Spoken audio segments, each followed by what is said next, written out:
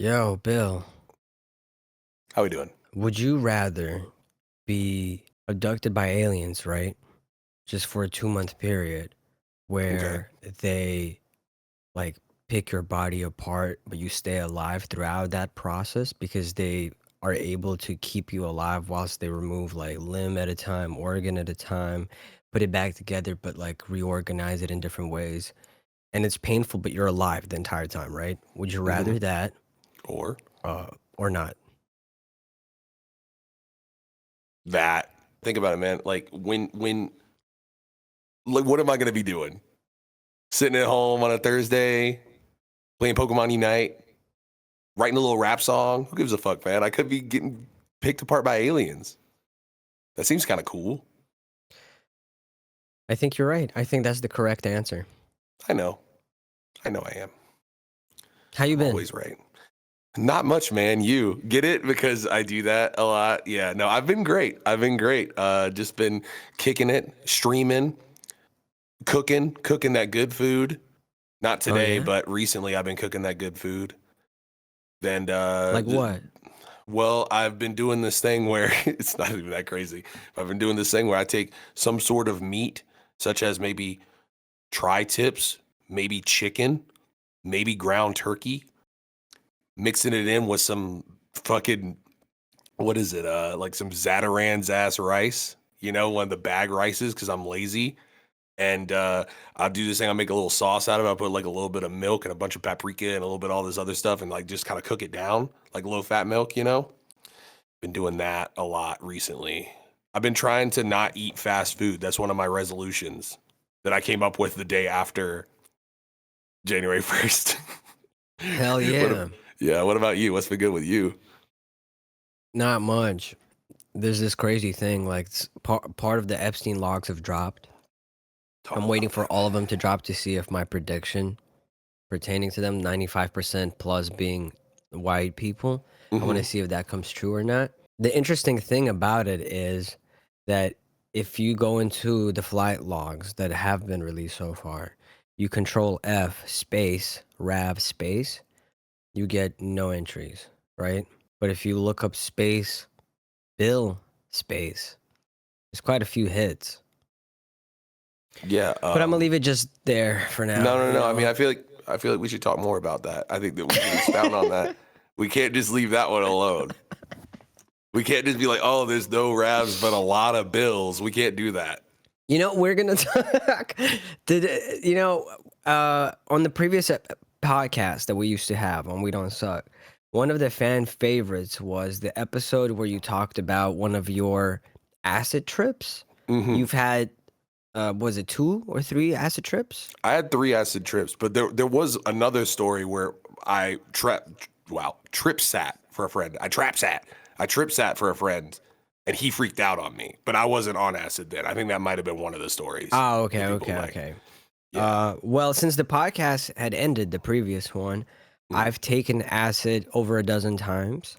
Yeah. I've also had shrooms over 30 times. Yeah. And so I've had my own adventures with psychedelics. And Mhm. you were there for my first ever one. Good times. Mitch was there for one of my latest ones. And I figured we could maybe cover that a little bit, just go over it for old time's sake, For talk sure. about psychedelics for a little bit. Yeah, I would love to do that. I have not taken psychedelics since like almost like 7 Since 8 you years moved, ago. since you like changed to meth, you kind of Yeah, just yeah, been. yeah. They bumped me up to meth, and I'm just kind of working my way to the fentanyl train. You know, that's kind of like where I'm. You know, we're gonna work there. You know. Yeah. One step at a time. Yeah, Well, yeah, yeah. I haven't lost any weight on the meth though, so that's unfortunate. This is the only yeah. reason is a good, good dietary. Why not just get Ozempic? What now? Oh shit, you not familiar? I'm not hip. Ozempic, it's all the rage now. It's I think you can get it even without prescription now. But Ozempic is a thing. It's an appetite suppressor.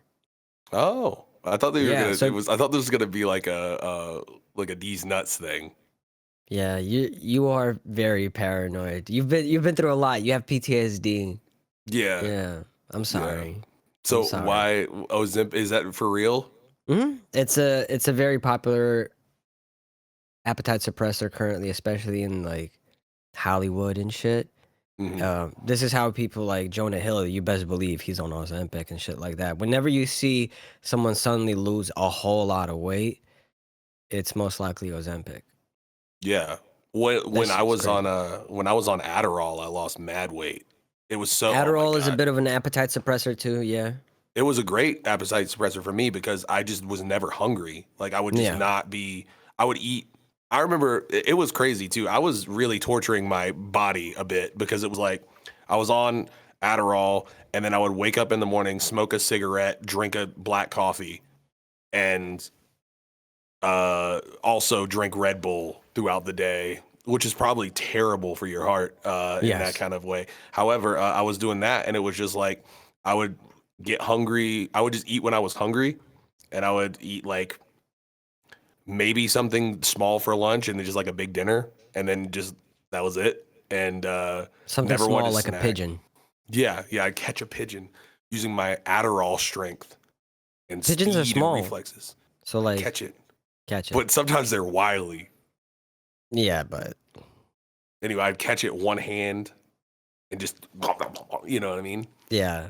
No, you Yeah, catch but, it with chopsticks, like Mr. Miyagi. I was you know, thinking that. I was where thinking he that. caught the fly, but you caught a full ass pigeon. Yeah, just it'd snap its neck in one cookout. You know what I mean? Yeah. yeah. Yeah. Well, shit. Yeah, no, yeah, That's but beautiful. then we had the shortage, the Adderall shortage, and it was harder for me to get it. And well, I had a prescription, by the way, just for people to know I needed it, and I probably still do. But Yeah. then I moved, and then I was like, I talked to my doctor recently, and was like, hey, yeah, like I'd like to get Adderall, and they were like, oh, you got to talk to a psychiatrist for that, and so I have to do that. But back home, they didn't really ask me those questions. They were just kind of like, Oh yeah. no. Back home, they were like, I mean, I knew my doctor for so long. Oh And yeah. then I said something to him. I was like, yeah, I think I have ADD. And he was just like, no shit. Like, you know what I mean? Yeah, Like, yeah. And then I took like a questionnaire and they just gave it to me. But up here, they were like, no, you got to have like an actual psychiatrist do it. Makes sense. So, yeah, so I got to get that set up. But I'd like to be back on it. I hope you don't get addicted to it this time once you start taking Adderall the way you were addicted to Tylenol for that, like that hot minute. You mean those 6 years? Yeah. Yeah. My liver is just. You know what You I'm couldn't saying? wake up without popping Tylenol. You couldn't take a shit without popping Tylenol, especially that. You told me. Took the edge off of specifically the shitting because it's just sometimes it gets painful Yeah, emotionally. it made it less painful. Yeah, because you were emotionally. telling me that they kept coming out of your ass like the Hulk fist. Yeah. Well, part of the issue is that my diet, I ate a lot of Hulk fists. You know, Have you ever taken a shit of a Hulk, like a Hulk fist size shit? Well, not that size, but I've definitely had. When I was younger, I used to do this thing where I would just not shit for like 6 or 7 days for some reason. What? I just didn't think about shitting. And I remember one time, me and my parents went to this place. They had like a little river house for like 2 years, and then they sold it out in like Santee, which is in the middle of nowhere in South Carolina. And it's like we went there, and it was particularly like on vacations and stuff. It's like I would just forget to shit, which is crazy. I shit like twice a day now, maybe 3 times, you know? Yeah, same. But back then it was like I was just wrapped up in other things, I guess, and just forgot to shit. And I never had to shit. And then I would just, when I did shit, it was like the worst thing in the world. And it happened there. And then I remember like literally like yelling at my dad, like, Dad, like, I think I'm going to die. Yeah. Well. Yeah. So I was like 13. Welcome to Void FM. 4050 feet, why don't you turn around and let's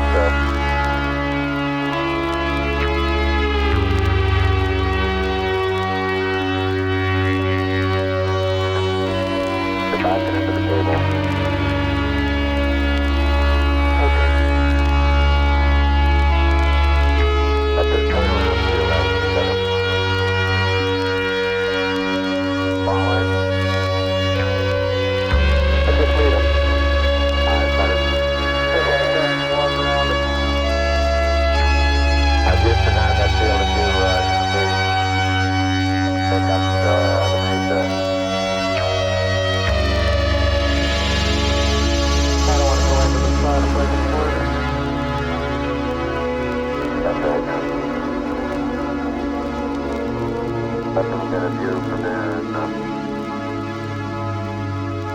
Rav and Bill, if you look like.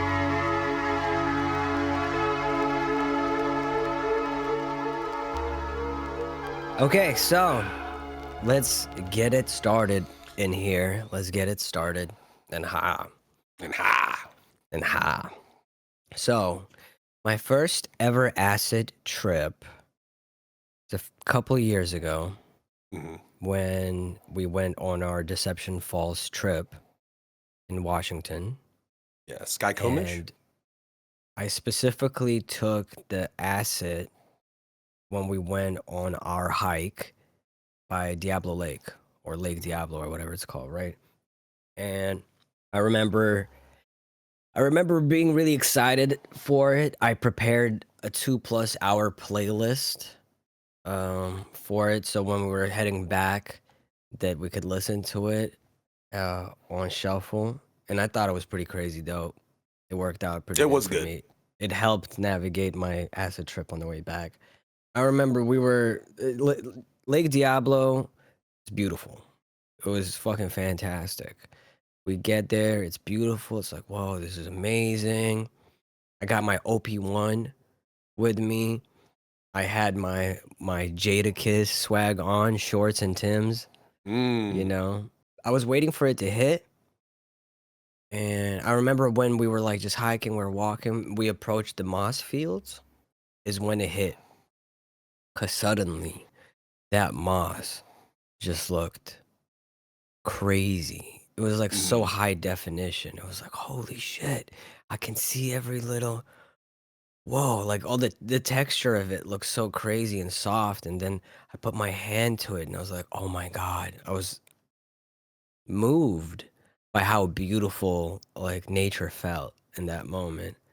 And then I laid on it because it felt like a bed, just the softest bed. And I stared into the clouds, and that's when it hit. That's when I knew. I was like, oh, it's working, it's magic, because the clouds looked crazy. It looked Yeah. amazing. So there I was hugging my OP1 and giggling, I think, to myself, or I don't remember. You might remember it better than Oh, me. I remember. Yeah, I remember. Yeah, I remember. Okay, I was also high when this happened, but I wasn't on acid. Edibles. Yeah, we were on the way there. I remember Scuare being mad at me because I took these edibles and like Scuare had been driving the whole time. Like because he was like the only like responsible adult there. Yeah. You know, everybody else was just like getting fucked up and having fun and Yeah.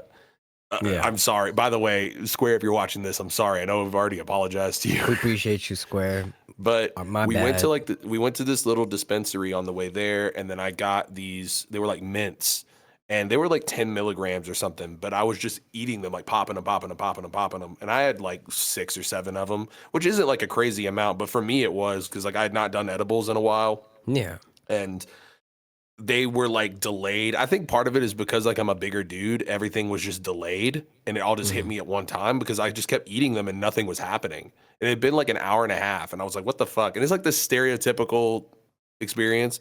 But Oh, I these remember- edibles ain't shit type. Yeah, exactly. And then when we were walking and I started sweating is when it really hit.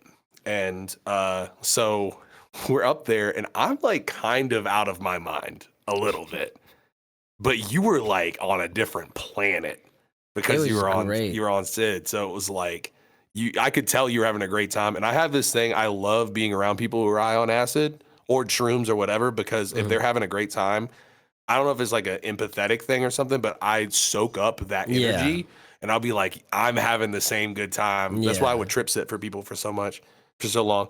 And so I remember specifically you, and I was kind of like checking in on you a lot. Like I remember like, how you feeling? And you'd be like, I'm good, you know? And then when we got up there and then you were like laid up in the grass and I will never forget this. Like you just like with the OP1, you're like a kid. Like I've never seen, it's like the happiness that only a child feels. Yeah, that's how it felt, for real. Yeah, and so you're sitting there and the whole time I'm seeing these like people walk by. Families.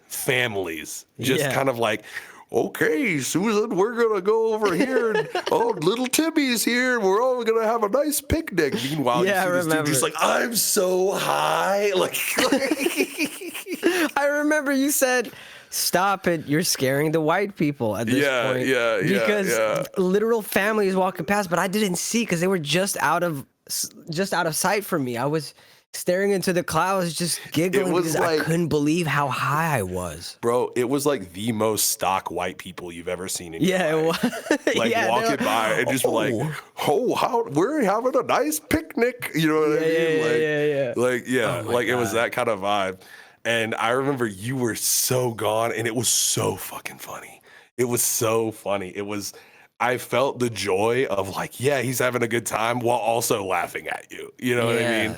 And yeah, you want to keep going. Oh, I had one question. Why are you? That was crazy. My gimbal's losing its mind. Look, that shit's working. Earthquake. Oh no! Hold on. We gotta leave that first part. We're gonna get it to work. While you figure that out, I've been drinking water because it's supposed to be good for my coughing. So I'm gonna go take another piss. I'll be right back. I'm sorry. Yeah. My apologies. Okay, I have now fixed my earthquake situation. I was going to say, I have some good memories from that hike. One of the memories I remember is you and I were kind of sticking together through much of it because I was very high and I could tell you were very high. And I remember me being like, how you doing, champ? And you'd be like, I feel like I'm operating a meat Gundam. That stuck with me. Yeah, no, that was... what a way to put it. I don't know if it was like... have you ever been so high? I mean, you probably don't get like this because you smoke weed a lot more than me, but like, have you ever been so high that it's like you're basically dissociating? Like you're no longer like... You're just trying to like get from point A to point B. Right. And it's like you are now like, this is happening, but this is completely devoid of like that. And speech is hard. That's where I was at.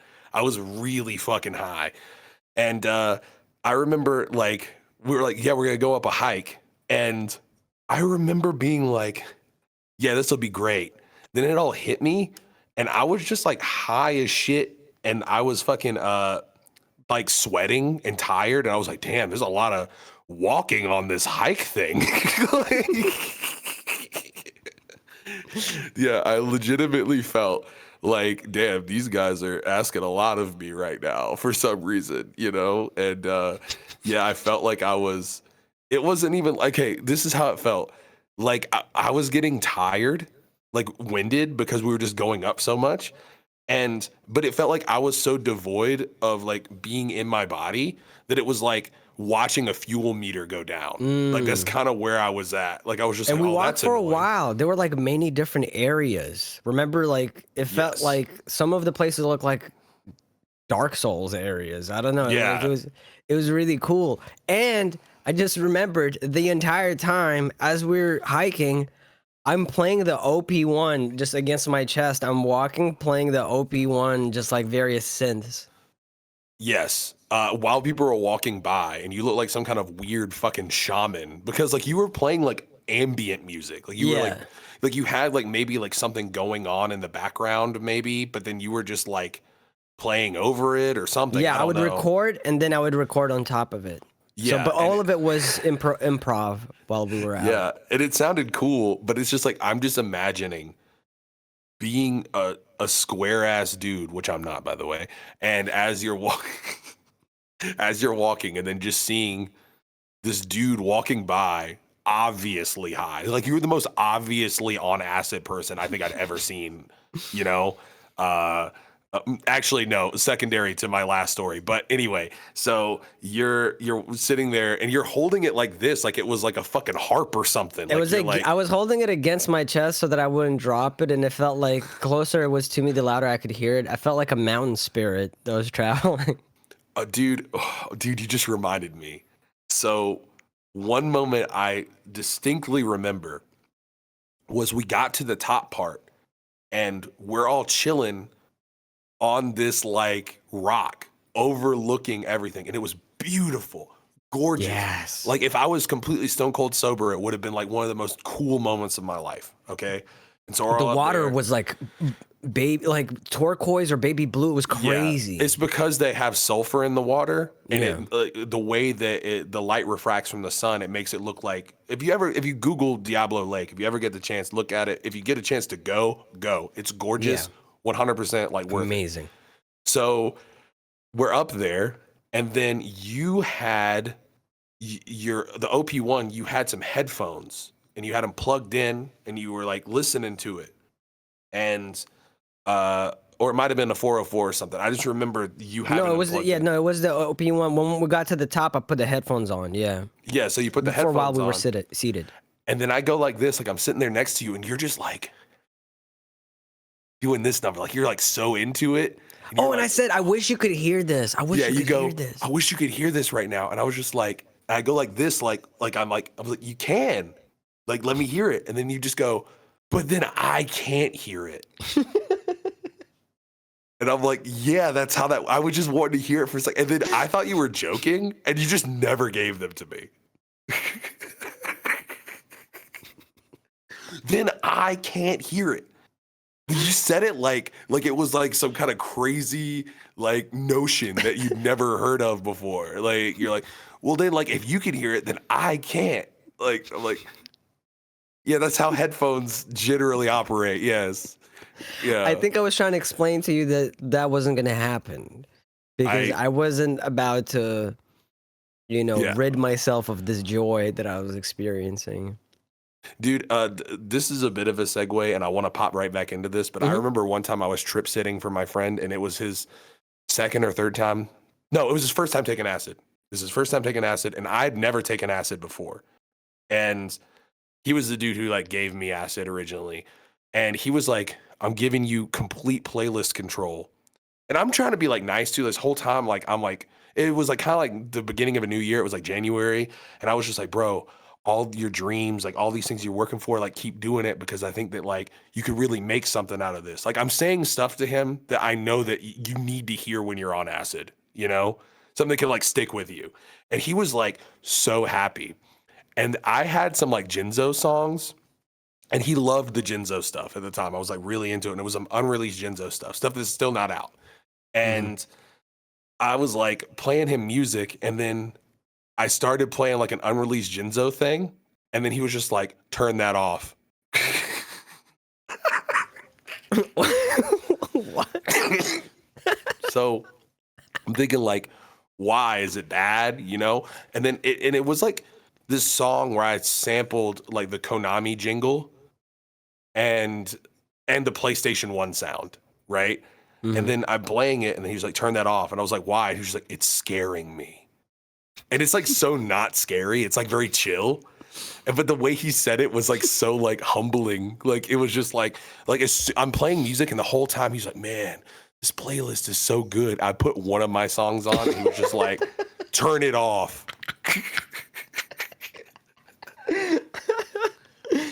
Yeah.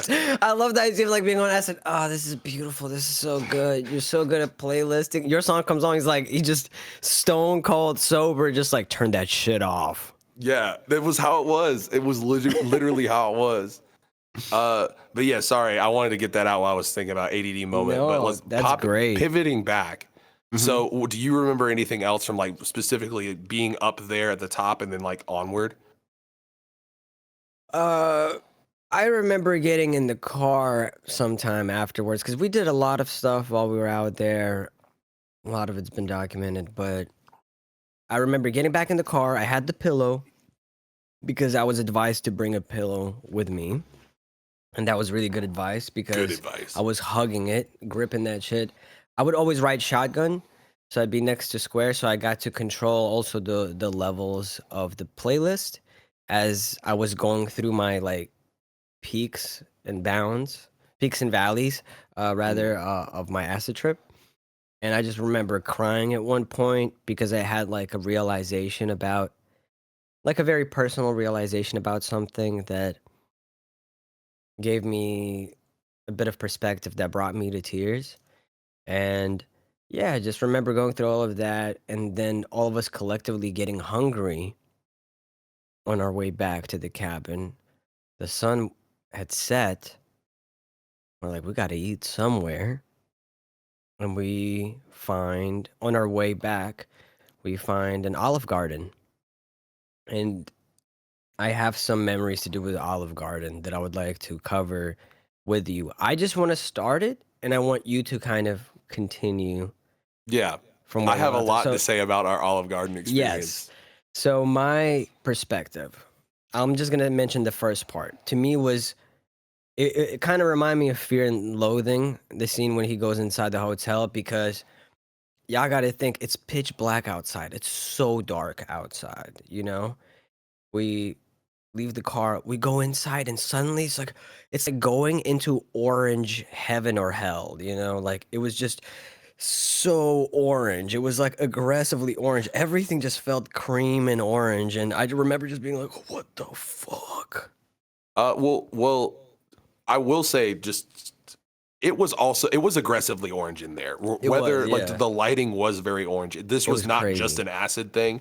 However, one thing to remember is that your eyes are fucking dilated when you do acid, and so everything like I only like to do acid at night because like it would always bother me. Like it'd be like, oh, it's too much, you Too know. much, yeah. And I like to be in dark areas where there is like sparse light, and then you could be like, well, the light is pretty, but like that was like the opposite of that. It was like walking into like the lumens in there were crazy. Okay, Yeah, and definitely.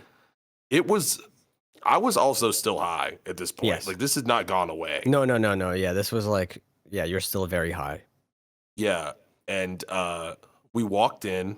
It was already unsettling. A lot of Olive Gardens are kind of unsettling, you know. Yeah. I don't dislike Olive Garden, but it's not like my first pick, you know, of those kind of chains. And you this was know, my and first time at an Olive Garden. That's rough.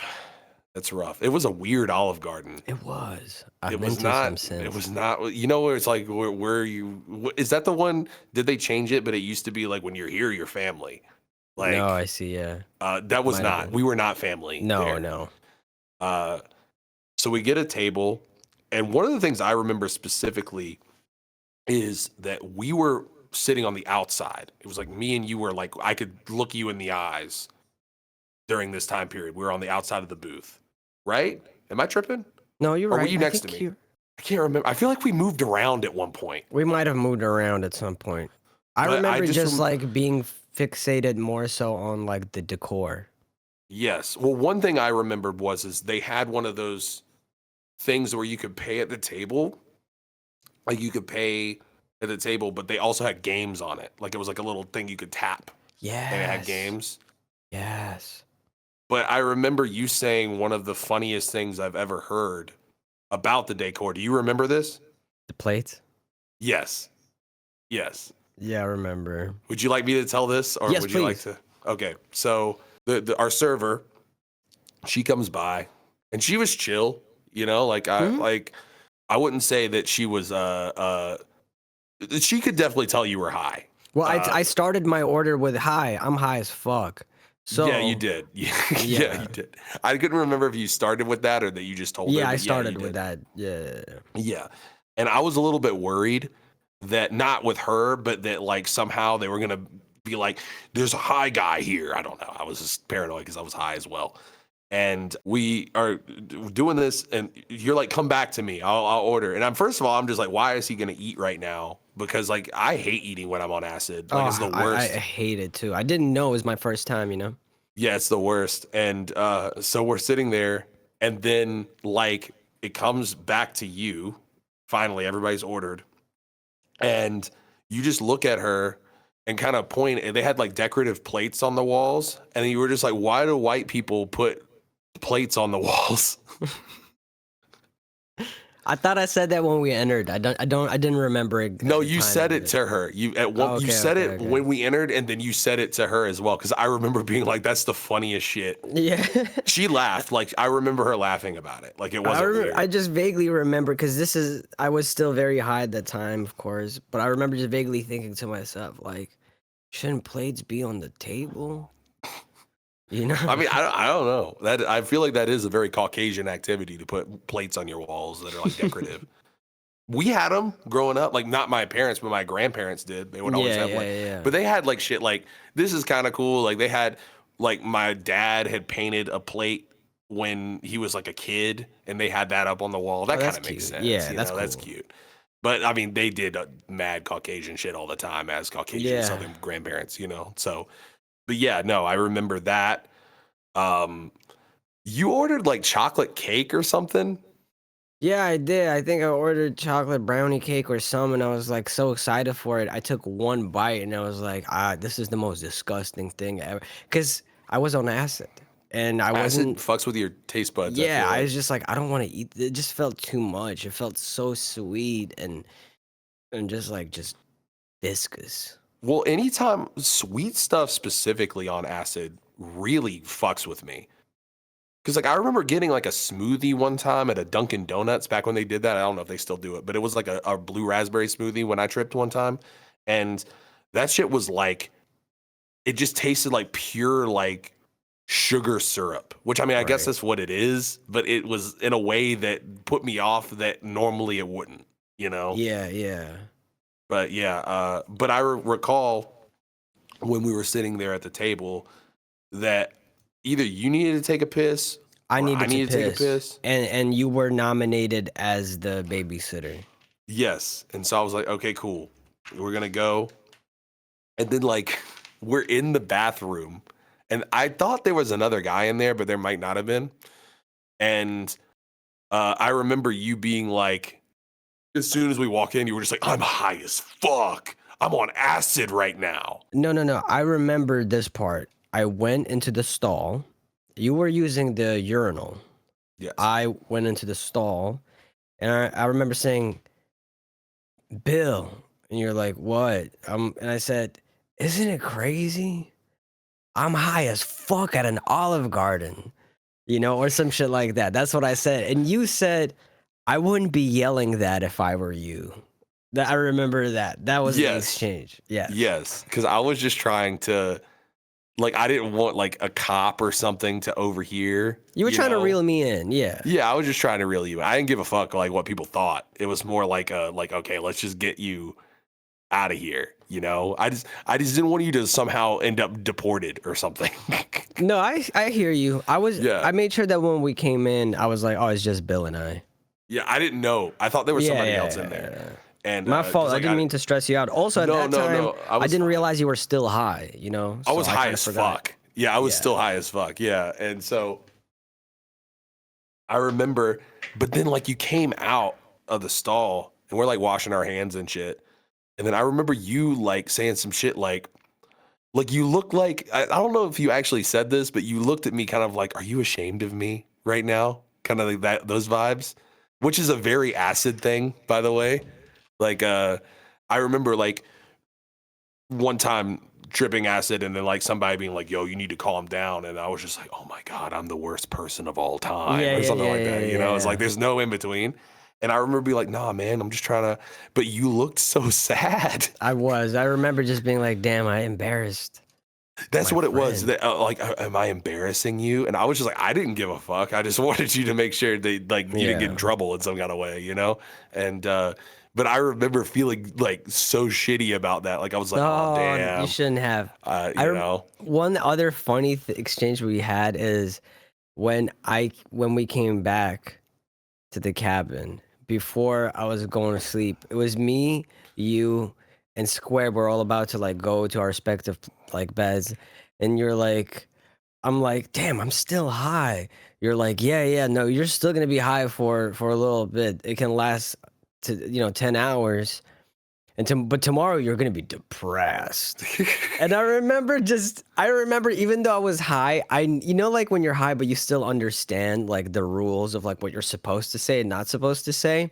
It was so entertaining seeing you say that and seeing Square right there next to you, just kind of like look at you like you're crazy, and then turn to me and be like, what he means is you won't feel he doesn't mean you're going to feel depressed. He means you're just going to like feel a lot more, you're going to feel a little tired after all and then you're like, yeah, that's what I meant. Worse. He made it worse because what I actually meant wasn't that you're going to be depressed. What I meant was like for me, anytime I tripped, the next day I would be like really super duper sentimental and cry about shit.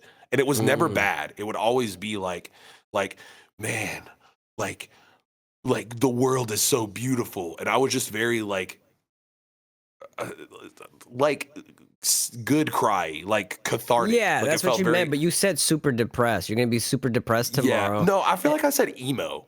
Am I tripping? No. You specifically said that because I had an exchange with Square about it the following day too.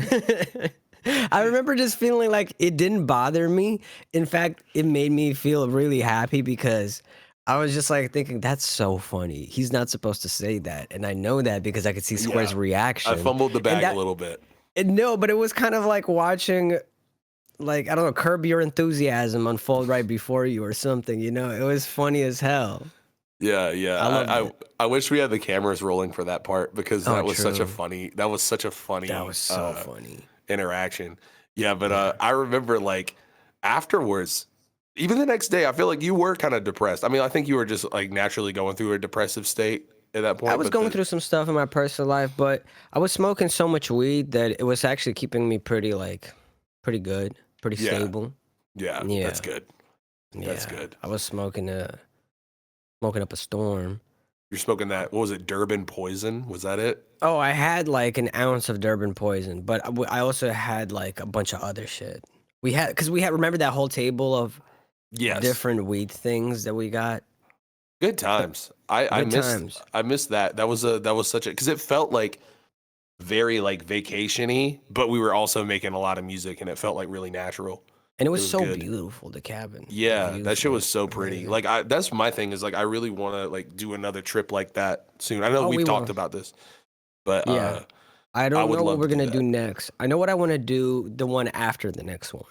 I want us to do the thing I talked with you about like years ago. Renting The out a boat? castle. Oh, the castle. Yeah, boat we're also gonna do. We're gonna record an album out in the ocean, on water, and we're definitely gonna do one in a castle as well. Yeah, the castle will be sick. Yeah. It So, seems but that I don't seems know what we do next. that seems cheap and doable. I looked it up. I've looked it up. I've Really? done the yeah. It's affordable. We can do it. Okay, cool. Let's do a castle. That would be crazy. You know what would be for really cool? And I don't know how to do this, but like I know that they used to do this thing where they would mic things up in certain ways in castles because of the crazy room reverb you could get. Like in that would be really cool to do some like natural reverb Oh my stuff. god, yes. I don't know how to mic that stuff, but I'm sure that it's probably easier than it sounds. We can figure it out. People like to overcomplicate things. We'll figure an easy way Yeah. of doing it. Yeah. Damn, I look forward to that. I mean, So, I feel yeah, like that all you was- need is one mic and then have like something hanging down like a boom kind of situation, right? Yeah. For sure. Also, for a hook, we could have someone we could put the microphone at the bottom of like a staircase or something, and then someone yell the hook from the top of the stairs. That'd be or so something. sick. That'd be so Yeah. cool. That'd be Yeah, I love the cool. idea of experimenting in that kind of way because I've always thought the idea of like pre-pedal and like effect reverbs, you know, like that is so interesting to me. Like the things that people would do to get those sounds, and they would sound good. It's cool. Agreed. Going back to saying the wrong thing when you're high, one of my latest acid trips, Mitch was the babysitter. I was with a few friends. I don't know if they would want to be mentioned by name. I know one of them would be absolutely chill with it, Frank Jaffsey. And Frank and I have taken acid together many times. Yeah. Many a times. It was Frank, myself, another friend, and Mitch. And Mitch has never taken drugs, period. And so he was the babysitter, but everyone who was taking acid was pretty experienced. You know, this wasn't our first rodeo. Yeah. And we started the trip with hiking up Griffith Park and then down Griffith Park. Fun. It was really fun. At one point, when descending, we all heard this crazy scream in the distance, but not too far away. Somewhere kind of like it was reverberating, you know, and it was a Yeah. scream that sounded like someone was just absolutely losing their mind, you know. It was a crazy scream, and I remember, Wait, was it like a guy, like a male scream, or yes, like? Okay, cool. Was it and like it was a just Wilhelm like scream or a? something that you would sample for like a really dark ass song. Like it sounded crazy, right? Yeah. And we're just like, okay. I remember Frank just being like, "What? What the fuck is that?" You know. And then Mitch was like, "Is that a zombie?" And Okay. correct me on the verbiage, Mitch. What did you say exactly? No, you're right. I don't know why. The second I said that, I was like, why did I say that? Because of course. I remember Mitch saying that. I thought it was so funny in the similar way was that so like, fucking funny. you know, when you said like you're gonna be super depressed, I immediately knew like I remember telling Mitch like you're not supposed to say that to people on acid, right? And I was like, oops. I remember feeling like I had to reassure Mitch and not the other way around, you know, because Mitch, this was his first time in LA and he'd heard stories about how LA can get. And it sounded like it could have been, maybe it could have led to some sort of situation, maybe a shooting or someone who's going to eat someone's face. The scream was crazy. I'll give you that. It sounded Yeah, like a but- COD zombie scream. It was wild. It was crazy. And so I diffused the situation. And I think the scream eventually stopped as we kept walking. But I remember just thinking, like, my synapses fired off and it reminded me of you, Bill. Just like that That's moment, so like you're gonna be funny. super depressed. That's so funny. The one guy who's not on ass is like, is that a zombie? I remember being like, why did I say that? No. Oh, they're gonna hate me. On that trip when we were like walking up, I don't know if you remember, you and Frank said something really sweet to me, and I think about it a lot sometimes. We're just like walking, and then Frank was like asked about my tattoo, and he's like palm leaves on it? I was like, yeah, I like palm leaves. And then you were like, I think all you said was just like, Mitch, you're a joy to be around, and it made me feel really nice, and I think about that a lot. Aw, well, you enjoying are. it. I mean it. You are a special friend, and I cherish you deeply. I know that I make fun at your expense and Bill's expense a lot. It's because I love you guys so much that I'm comfortable Yeah. with making jokes at your expense because I feel like you probably know that I don't mean the mean stuff. Only kind of. No, I'm joking. It's only like 6% in there, you know. 60%. The 60, okay. I was actually gonna bring something up that I forgot to bring up, and so when we were coming back down on the Deception Falls trip, when we were coming down from the top of the mountain or Yes. wherever we were at, so we're hiking back down, and I'm still high, and I can't remember who it was, but they pointed out the fact that like, yeah, there's probably like bears all around us right now, and I was just like, damn. We really are just kind of like In the shit. we could at any moment a bear could just come maul me. Like, what's stopping it? You know? And that came up in my brain, and I was like trying not to be like, oh, there's bears. Let's be careful. And then I remember I'm wanting to say it was Scuare. Might have been you, but I feel like it was Scuare. Made like through something. And they were walking behind me or somewhere I couldn't see them, and they threw something, and then was like, what was that noise? And I was like, fuck, dude, there's a bear. We're going to get mauled by a bear. I know it. And then in my head, I'm like, you know, because like my anxiety, I just jump to the worst case scenario. Yeah, and I'm like, yeah. Rav's going to be like holding a fucking bear cub. Like, oh, look what I found. You know what I mean? And I'm going to turn it back around, and there's going to be a mama bear there just going to kill him or kill us, you know? And then like, I'm walking, and I'm like scared as shit, and no one said nothing to me. No one said like, haha, yeah, I threw that thing.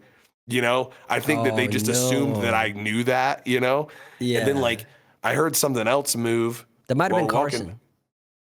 Oh, it might have been Carson. It was Carson, because Carson kept disappearing.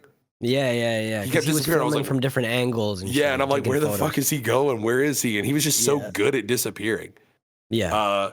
But no, so I remember like eventually talking to one of them, it might have been Carson, and being like, man, like I don't want to say nothing because like Rav's tripping and all this other stuff, but like I think like there might be a bear near us. And then he was just like, why? I was like, I heard this crazy ass noise.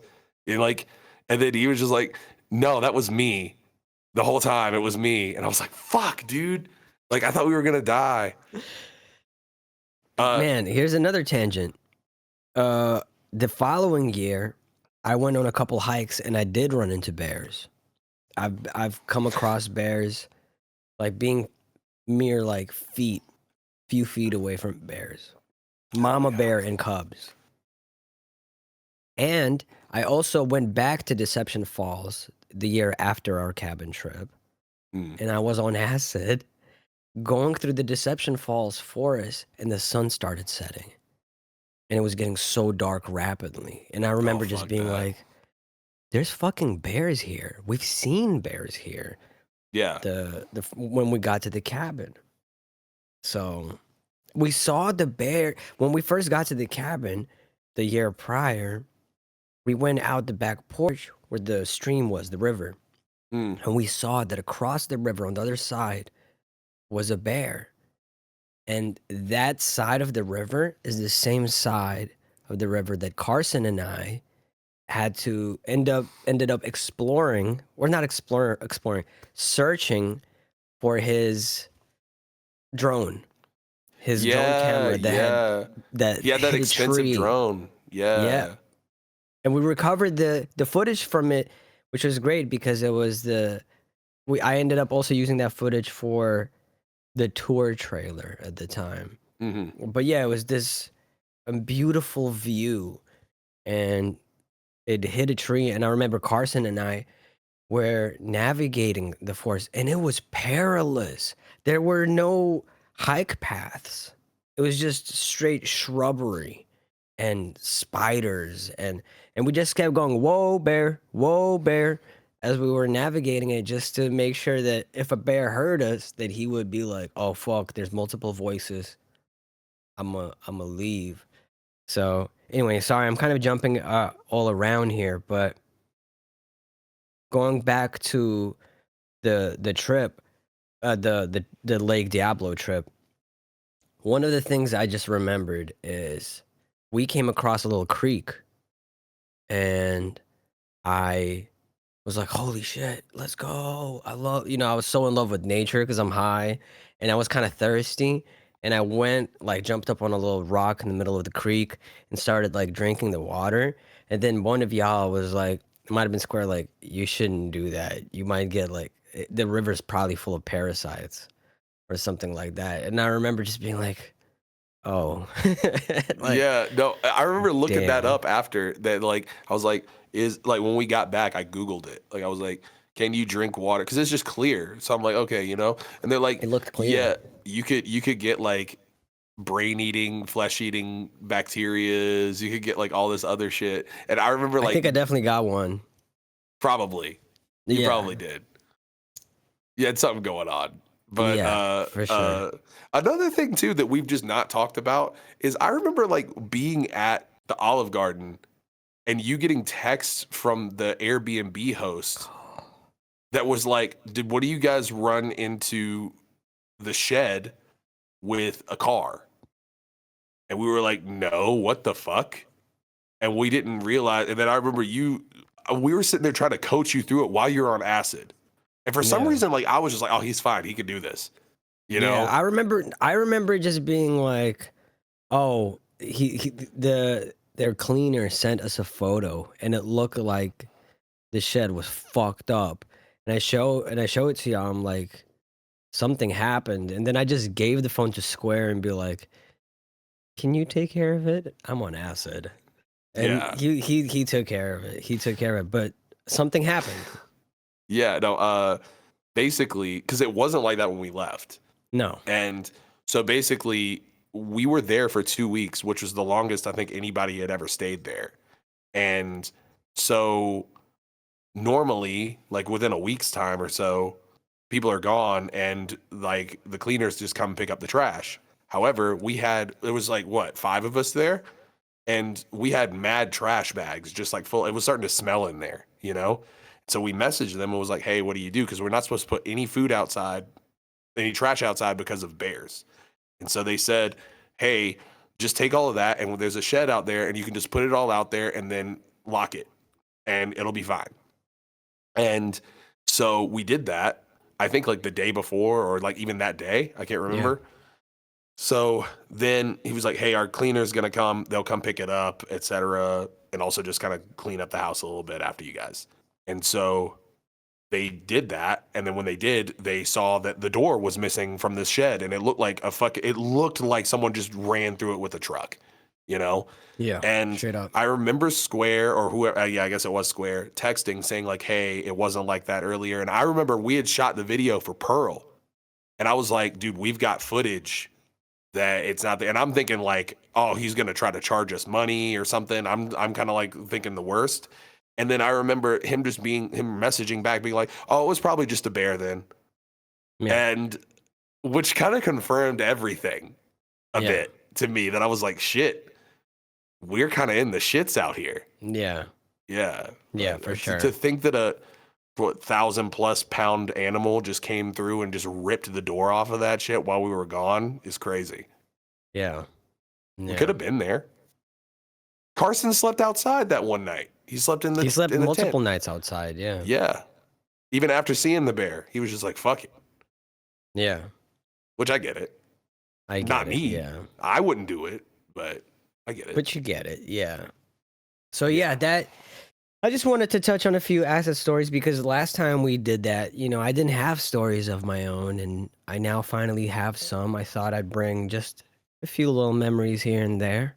Hell yeah. No, Also, I love hearing your acid stories. Completely unrelated to all of this.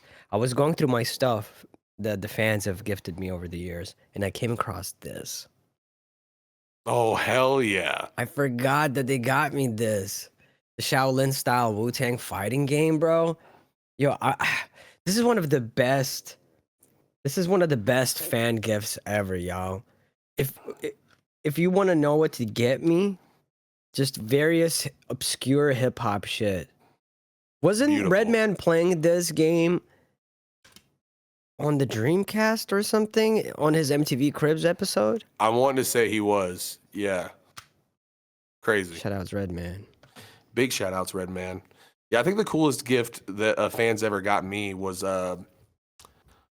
what is it? Cyberbots on the Sega Saturn, that Capcom game, which is such a good game. They got the Akuma mech suit you can unlock. Yeah. Yeah, and I didn't know what it was at the time. I was just like, oh cool, Cyberbots. I didn't get the like MVC2 connection or anything.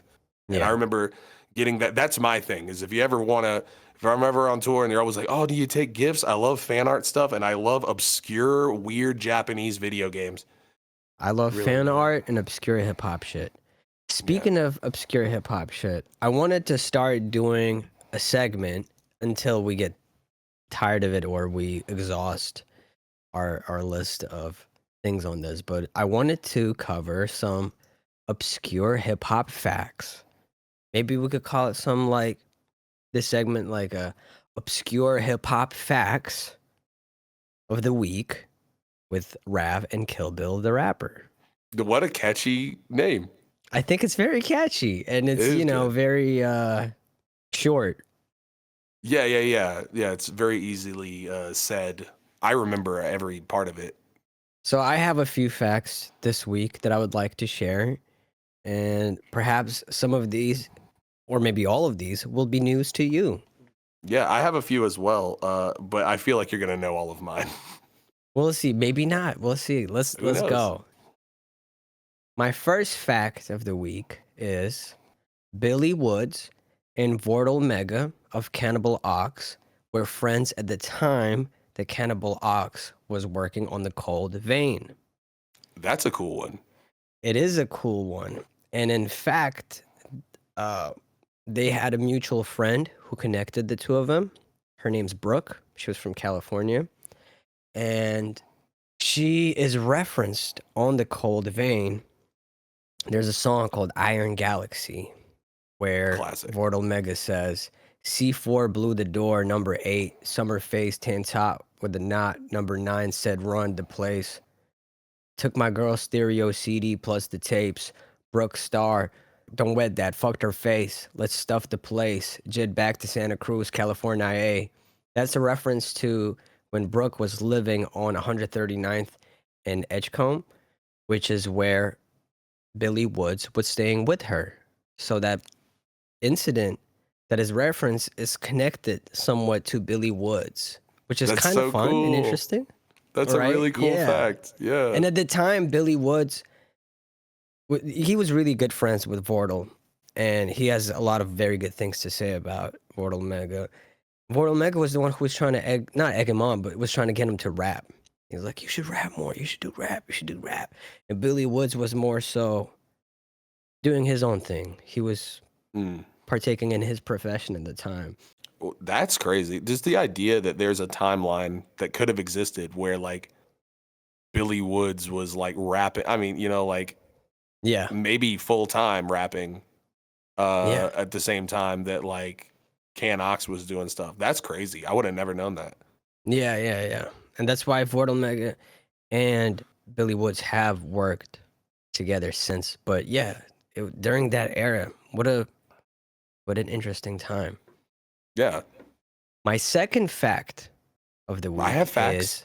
I have Huh? facts. Can I say a fact? Oh yeah, let's do one after another. I Yeah, thought yeah, we'd yeah, do yeah, three yeah. each, but you're right. This is better. Let's do that. What's yours? Let's break it up. Let's break it up. Okay. So as Rav and my stream know, I've been hyperfixating on the life and times of Vanilla Ice.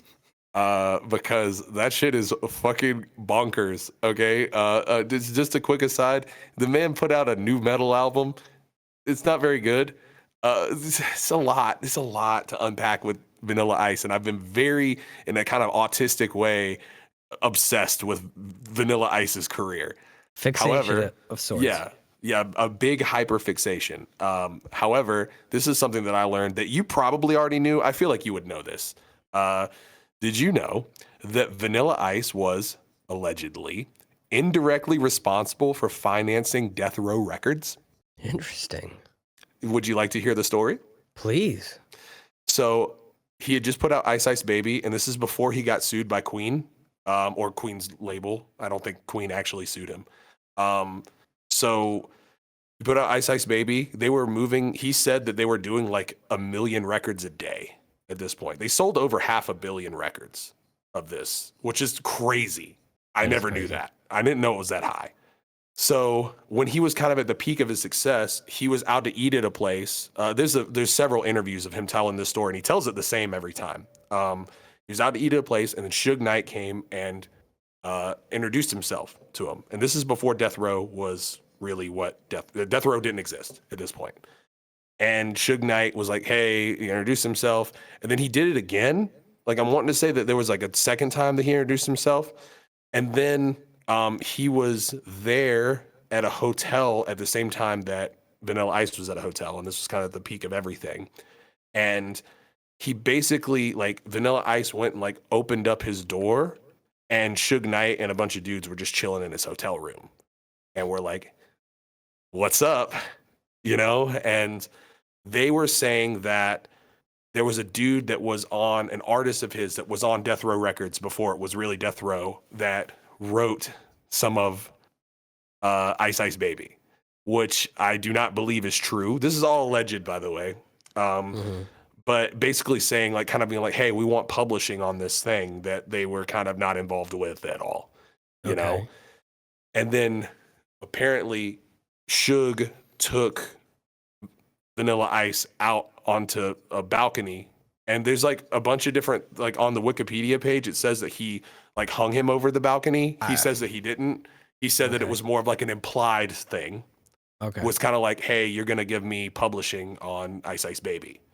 Or points on it, not all of it, but some of it, And so he did, and then he got millions of dollars off of that, and then used that money to start Death Row Records. Wow. Yeah, so in a way, Vanilla Ice, of all people, is indirectly responsible for some of the best rap music to come out, influential rap music to come out in a financial way, you know? So I just thought it was a really interesting story. That is an interesting story. Well, here's my one. My second fun fact.